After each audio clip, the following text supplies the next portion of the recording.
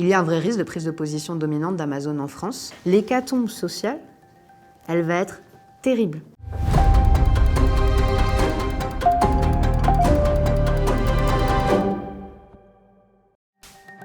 En 2024, le gouvernement vantait les bénéfices de l'implantation d'Amazon. Qu'en pensez-vous ? C'est ça qui est problématique, c'est qu'on a déjà démontré par A plus B que le modèle Amazon est mauvais pour l'environnement. Et ça, voilà, parce que la livraison rapide, l'avion, la surconsommation que ça entraîne, mais aussi que ça détruit des emplois en solde net de façon très importante en France. Et ça, en fait, pour qui s'intéresse au sujet, c'était facile à deviner, puisque le e-commerce s'est développé en premier aux États-Unis. Et aux États-Unis, on a eu un phénomène de destruction massive d'emplois que personne là-bas ne cherche à nier. Enfin, c'est-à-dire personne ne dit « Ah non, le e-commerce, ça crée des emplois en sol net ». Donc tout le monde dit que ça détruit des emplois en sol net. Ils appellent ça la retail apocalypse, c'est-à-dire l'apocalypse de la grande distribution. Et en fait, c'est arrivé au Royaume-Uni aussi. Donc c'était une question de temps avant que ça arrive en France. Et on a demandé à 2 économistes qui travaillent pour l'OCDE de nous chiffrer les pertes. Et on a prouvé à Bercy que c'était, à l'époque, 60 000 emplois qui étaient détruits en solde net. Donc quand on compte création et destruction. Et maintenant, on est à plus de 85 000. Donc ça, c'est le premier volet. C'est-à-dire que, en fait, c'est l'inverse. C'est-à-dire qu'on nous dit Amazon crée de l'emploi. Non, Amazon détruit de l'emploi. Et on leur avait prouvé. Et ensuite, Amazon crée de la richesse. Non, Amazon capte la richesse pour lui et évade l'impôt. Et tout type d'impôt. On sait qu'il paye très peu d'impôts sur les sociétés, mais aussi la TVA. Et donc, on a dit, mais à un moment donné, on a un dossier gros comme ça pour montrer que cet acteur-là va détruire des dizaines de milliers d'emplois chez les petits commerçants et en plus ne paye pas sa juste part d'impôt et vous les favorisez. Et c'est là où on s'est rendu compte qu'il devait y avoir des collusions d'intérêts puisque rationnellement, même un gouvernement libéral qui découvre notamment une fraude massive à la TVA sur la plateforme Amazon ne peut pas en plus favoriser autant un acteur comme ça juste après, quoi. Quand il était à Bercy, Emmanuel Macron a aidé Amazon à s'implanter en France. Pourquoi ? Alors mon sentiment, c'est que, en fait, Emmanuel Macron est un grand libéral, ne croit pas en l'intervention de l'État, bon ça on l'a compris depuis longtemps, et comme tout grand libéral, au début, je pense qu'il rêvait, effectivement, je pense qu'il était sincèrement convaincu que le e-commerce était un relais de croissance, qu'on appelle un relais de croissance, et que ça allait dynamiser l'économie française. Il voulait faire de la France la plateforme des entrepôts logistiques. Avant le Covid, Emmanuel Macron s'en fichait complètement de relocaliser l'industrie en France. Vraiment, il avait renoncé à ce volet-là de l'économie française. Il s'était dit, à qu'à cela ne tienne, on sera le grand entrepôt de l'Europe. C'était sa stratégie économique. Et en fait, il s'est rendu compte, évidemment, que ça ne suffisait pas d'avoir des entrepôts logistiques, mais qu'il fallait produire, que le Covid a montré que la mondialisation... Elle a quand même subi un gros coup, elle est en train de changer de visage et aujourd'hui les grandes nations sont protectionnistes, il n'y a plus que l'Europe qui ne l'est plus. Mais du coup, je pense qu'au début, ça partait aussi de cette croyance-là naïve qui a été vraiment détrompée par les faits. Et après, je pense aussi qu'il s'est fait approcher pendant la campagne, enfin avant la campagne présidentielle, quand il était ministre de l'économie, par Amazon, en fait, qui s'est montré très utile. Et donc, il y a deux échelles, il y a deux stades. Je pense qu'il est à la fois idéologiquement à la base plutôt favorable à ce genre de modèle. Enfin, Amazon lui a rendu de fiers services, on va dire, qui fait que même une fois qu'on a démontré au plus haut sommet de l'État tous les impacts négatifs du modèle, il n'a jamais rétropédalé et il a toujours continué son soutien marqué. Dès 2017, quand même, Emmanuel Macron rend l'appareil, puisque à l'époque où Macron est élu, il y a un redressement fiscal en cours sur Amazon. Et il y a une procédure en justice. Et le gouvernement utilise ce qu'il utilise dans d'autres cas, c'est pas que pour Amazon, mais ce qu'on appelle le verrou de Bercy, c'est-à-dire une transaction à l'amiable entre Bercy et Amazon. Sauf qu'en fait, des infos qu'on a, ils ont divisé au moins par 3, voire par 4, les impôts qu'aurait dû payer Amazon en arriéré.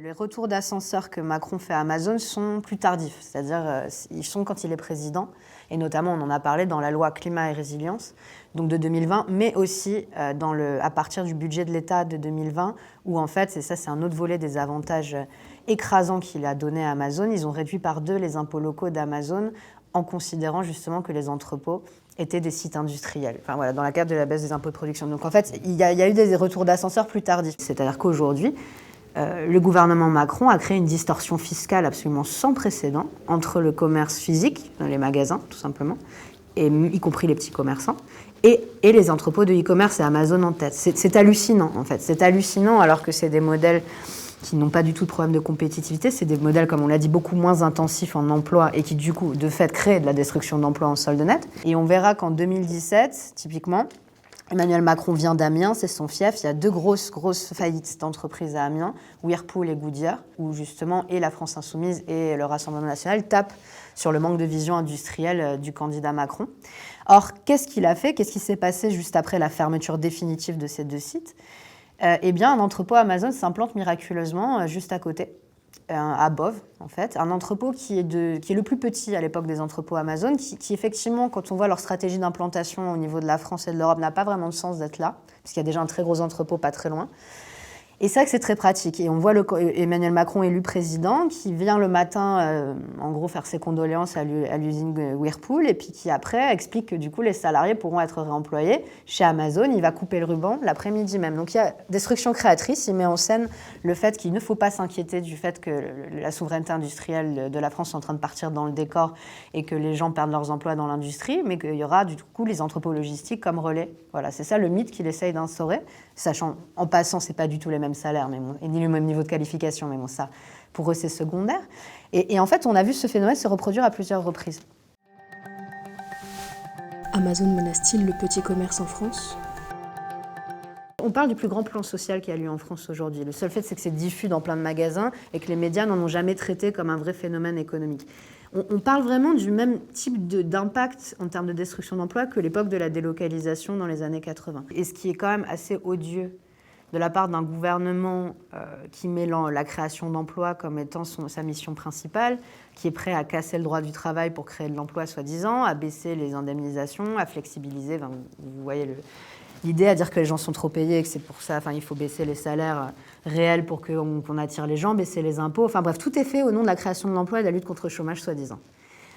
Y compris, voilà, on vous refuse on vous implante des usines anti-écologiques parce que c'est au nom de la création de l'emploi, etc. Tout le théorème politique de Macron tient sur ça. Et quand vous voyez Bruno Le Maire à la télé, encore aujourd'hui, il ne dit pas autre chose. Notre lutte principale, c'est la lutte pour l'emploi. Or là, c'est quand même assez vertigineux. Quand on arrive à démontrer qu'on a un acteur qui détruit beaucoup d'emplois en France et que ça va être... Si, malheureusement, ce qu'on craint, le e-commerce continue de s'étendre aussi dans l'alimentaire, notamment avec l'apparition d'Amazon Fresh, puis toutes ces épiceries en ligne, etc., l'hécatombe sociale, elle va être terrible. On parle vraiment de ce genre de vague-là. Donc, moi, vraiment, je pensais qu'il me restait un peu de naïveté. Je me disais, comment c'est possible d'avoir un gouvernement qui fait tout, soi-disant, pour l'emploi, et qui, quand il s'agit d'Amazon, dit, en fait... On ne peut pas se battre contre ça. En gros, c'est le consommateur est roi. Et donc, du coup, tant pis si ça détruit des emplois. Et vous le voyez, un autre parallèle, aujourd'hui, on voit les caisses automatiques se développer vitesse grand V dans les supermarchés. Et ça aussi, ça contribuera à l'hécatombe des emplois. Et aucun mot, rien n'est jamais dit là-dessus au niveau du gouvernement. Donc, effectivement, non seulement c'est de la collusion d'intérêts, mais en plus, ils se foutent bien de la gueule des Français, parce qu'ils leur vendent un programme politique qu'ils ne respectent pas en réalité. Et ils ne payent beaucoup moins d'impôts que les magasins, alors que là, on voit que c'est l'hécatombe de l'emploi dans les magasins, et France Stratégie l'a démontré dans son rapport, a alerté sur cette... C'est complètement absurde. Et par ailleurs, ils ont fermé les yeux sur une fraude à la TVA massive, donc sur les plateformes de e-commerce, et notamment celle d'Amazon. Et c'est pas moi qui l'invente, c'est-à-dire que la direction de Bercy de la répression des fraudes à la TVA a fait un coup de filet et a dit mais 98% des vendeurs qu'on contrôle sur Amazon fraudent la TVA. C'est colossal, c'est colossal. On parle d'1 milliard de manque à gagner rien que pour Amazon. C'est énorme. Et pareil, ça c'est non seulement de l'argent en moins dans les caisses de l'État, mais c'est aussi une concurrence déloyale absolument hallucinante. Moi, ça m'est déjà arrivé d'aller dans un magasin Darty et en fait de voir un vendeur qui pouvait pas expliquer à une cliente qui disait que sur Rakuten elle voyait le même smartphone mais 300 € en moins. En fait moi j'ai fait le calcul et c'était la différence de TVA. Et en fait ils ont laissé cette situation perdurer jusqu'à ce que le e-commerce devienne absolument dominant et prenne une position dominante en France. En aidant Amazon à s'implanter en France, Emmanuel Macron a-t-il favorisé des intérêts privés ? Je ne sais pas ce que Macron, je ne connais pas Emmanuel Macron, je ne sais pas ce qu'il a en tête pour le futur, mais en tout cas, ce qui est sûr, c'est que tous les gens qui l'entourent, et beaucoup de gens à Bercy, font des allers-retours. Donc en fait, il n'y a plus vraiment de notion d'intérêt général à ce niveau-là de collusion publique-privée au sein de l'État français, en fait. Enfin, il y a une affaire qui illustre très bien ça concernant Amazon, c'est que pendant le Covid, du coup, Amazon Web Services, donc la branche stockage des données d'Amazon, a remporté le marché de BPI-France qui était d'héberger toutes les données des entreprises qui touchaient le prêt garanti par l'État. C'est-à-dire on en est quand même arrivé à un stade où Amazon héberge les données de toutes les entreprises françaises qui étaient en difficulté pendant le Covid, y compris ses concurrents directs comme la Fnac par exemple. Alors évidemment, dans le contrat, ils ne sont pas censés regarder à l'intérieur, mais on est arrivé à un stade de collusion qui est quand même hallucinant. Et or, qui est parti chez Amazon Web Services, qui travaillait, enfin le directeur des relations publiques de la Banque publique d'investissement, donc qui est responsable de ce choix, est parti juste après chez Amazon Web Services. Voilà, c'est typiquement le genre de cas où vous voyez très nettement se dessiner les conflits d'intérêts majeurs. Et c'est là où on en est à un stade où, en fait, et ce qui a été démontré dans d'autres affaires, on se demande si effectivement Emmanuel Macron est le président de la France ou s'il est le président des intérêts de certains. Enfin, je veux dire, c'est pas la seule affaire où on commence à se dire est-ce qu'il a vraiment en tête l'intérêt général ou est-ce qu'en fait, il est le VRP de certains intérêts. Parce que ça illustre quand même toute la psychologie d'Emmanuel Macron, qui est quand même très particulière. Il a donné la Légion d'honneur, donc déjà à Jeff Bezos pendant la réforme des retraites. C'était quand même absolument dingue comme symbole. Mais il l'a aussi donné à Patrick Pouyanné en deuxième partie de l'année. Donc Patrick Pouyanné, le PDG de Total. Et je veux dire, Total était l'acteur qui était le plus pointé du doigt toute l'année, à la fois sur son impact sur le climat, mais son impact sur l'inflation. Enfin, l'essence était passée à 2,30 € le litre. C'est hallucinant. Et il couronne ce PDG de la Légion d'honneur. Donc vraiment, il a, je pense, il poursuit des intérêts particuliers. Et le problème, c'est parce que dans la caste politique, généralement en France, dont fait partie Macron, c'est qu'en fait, effectivement, ces gens font des allers-retours entre le public et le privé. Donc il ne faut pas croire que même parce qu'ils sont au sommet de l'État, ils ont juste l'intérêt général en tête. En fait, ils pensent aussi à la suite de leur carrière qu'ils pourront faire dans le privé. L'affaire Amazon pose-t-elle des questions de souveraineté ? Amazon peut avoir un droit de regard direct sur ses concurrents, ce qui est déjà un problème, mais effectivement, et tous les spécialistes du sujet l'ont pointé, en fait, aux États-Unis, il y a une loi qui s'appelle le Cloud Act, qui fait que les États-Unis peuvent imposer à Amazon, légalement, de lui divulguer toutes les informations qu'il stocke. Donc voilà, et en fait, effectivement, là, ce que ça veut dire aussi les liens entre Emmanuel Macron et Amazon, non seulement c'est dangereux, on l'a dit, pour l'emploi, pour les rentrées fiscales du pays, pour l'environnement, mais on assiste effectivement à une prise de position dominante d'un acteur qui n'est pas un acteur français, qui n'est pas un acteur européen, et qui peut mettre en danger les intérêts stratégiques de notre État. Je veux dire, Amazon est une entreprise extrêmement puissante. Enfin, c'est le stockage des données, par exemple, ils détiennent un tiers du stockage ou un quart du stockage des données informatiques dans le monde. Je ne sais pas si vous représentez la puissance de ce type d'entreprise. C'est-à-dire qu'à un moment donné, on va arriver à une situation où on va perdre totalement notre indépendance sur certains secteurs. Ils vont devenir too big to fail, un peu à la manière des banques. Et ce qui est hyper étonnant et criminel, en fait, dans la manière dont Emmanuel Macron a géré cette affaire, c'est qu'il a fait ça au moment où, même aux États-Unis, il disait « En fait, c'est plus possible, on a créé un monstre qui va nous dévorer ». Et aux États-Unis, depuis l'élection de Joe Biden, alors c'est toujours pas... Justement, ils luttent pour essayer de démanteler Amazon, ils n'y arrivent pas parce qu'il est devenu tellement gros que ça devient extrêmement problématique. Mais même dans le pays qui a créé Amazon, ils veulent démanteler Amazon parce qu'ils disent, en fait, il est devenu beaucoup trop gros, il fait monter les prix dans toute l'économie, il a tué trop d'emplois, il n'y a plus de concurrence. Et donc à ce moment-là où en fait des gens des États-Unis nous alertent sur le risque d'avoir un tel acteur qui prend une position dominante en France, la France fait exactement l'inverse, et l'Union européenne, qui est franchement en dessous de tout sur ces questions-là, laisse cette situation se reproduire en Europe et en France. En 2022, le groupe LREM avait commandé un rapport sur l'impact d'Amazon. Pourquoi a-t-il été enterré ? C'est typique de la diversion macroniste, en fait, quand ils ont déjà pris une décision, quand Emmanuel Macron a déjà pris une décision, mais qu'ils ne veulent pas l'assumer, ils vont faire traîner en nommant une commission Théodule, un rapport, etc. Donc là, c'est Barbara Pompili qui était favorable au moratoire sur les entrepôts de e-commerce. Elle devient ministre de l'Environnement. Elle perd la phase directe, puisqu'en gros... je ne sais pas comment se sont passées les discussions avec Bruno Le Maire et Emmanuel Macron, mais on lui a dit, bon, écoute, c'est non, en fait, tu ne vas pas toucher aux intérêts d'Amazon. Et donc, du coup, pour sauver la face, elle a mis en place un peu cette diversion, auquel peut-être elle y croyait, elle, mais en tout cas de dire, on va demander à France Stratégie de nous faire un rapport détaillé parce que les enjeux sont complexes, et on verra à la fin de ce rapport si ça vaut la peine ou pas de changer la réglementation. Et la meilleure excuse qu'ils avaient, c'est de dire « Oh là là, attendez les gars, on a un rapport en cours, vous n'allez pas non plus légiférer sans données et sans informations précises, sauf que nous, on a appris que pendant le temps où ils leur disaient ça, le rapport était déjà sorti et il était censuré.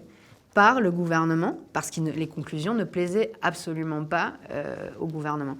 Et on l'a appris parce que c'est les gens de France Stratégie eux-mêmes qui l'ont fait fuiter. Parce qu'ils ont été tellement écœurés de la manière dont on traitait leur travail qu'ils l'ont fait fuiter. Et s'ils ne l'avaient pas fait, on n'aurait jamais eu accès à ce rapport. Et ce rapport, il dit quoi en substance? Il dit il y a un vrai risque de prise de position dominante d'Amazon en France. Toute la réglementation et urbanistique et fiscale est complètement déséquilibrée en leur faveur. Il faut agir. Voilà, donc c'était exactement pas ce qu'ils voulaient entendre. France Stratégie, qui est un organisme sérieux. Oui, et gouvernemental en plus. C'est pas des grands gauchistes, c'est pas comme... C'est-à-dire, c'est l'organisme qui fait des recherches prospectives pour le gouvernement.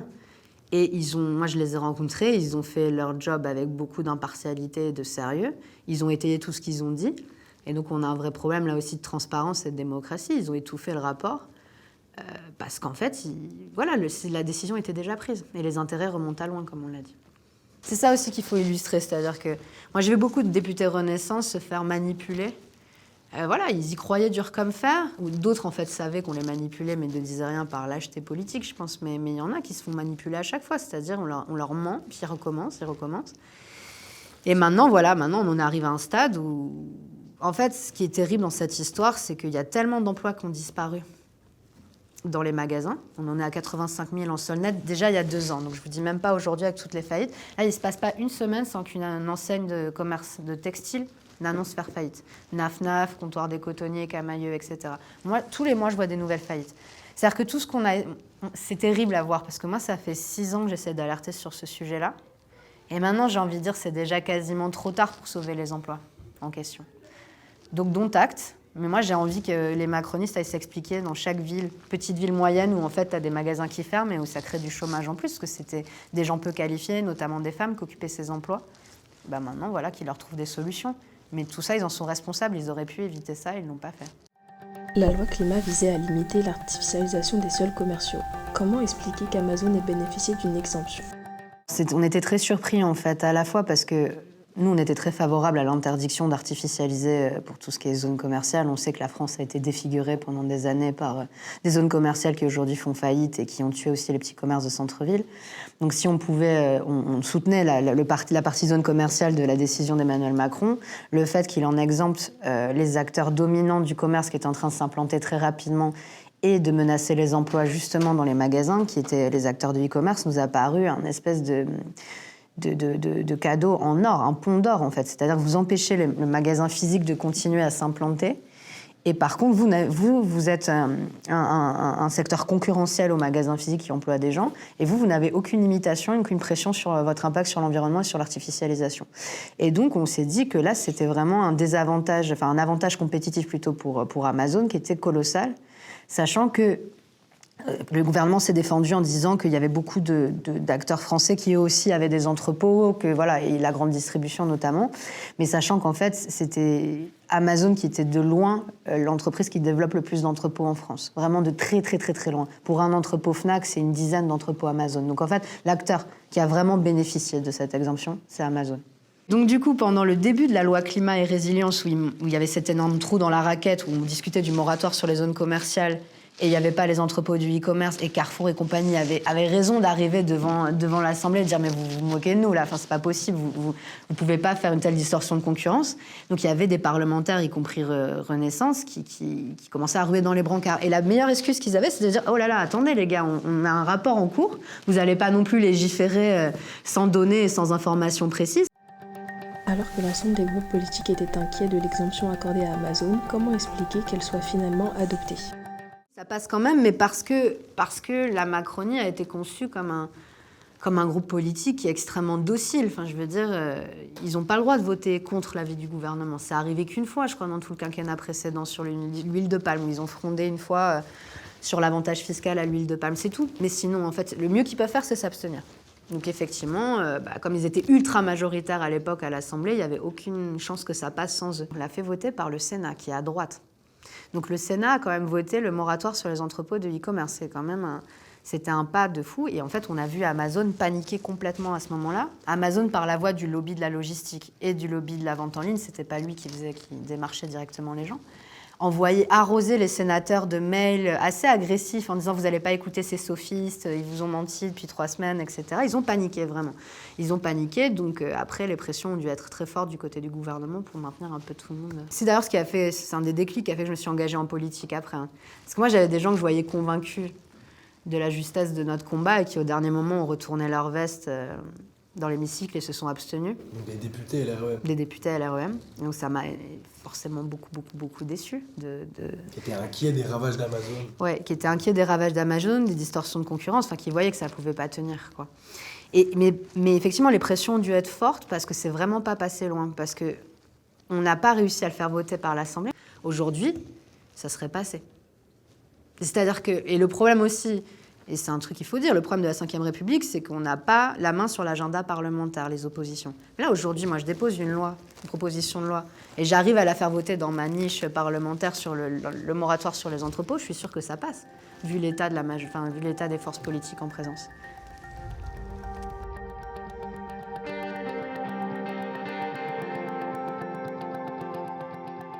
Pour qu'on puisse continuer à interviewer des personnalités largement invisibilisées sur les plateaux télé des milliardaires, soutenez-nous.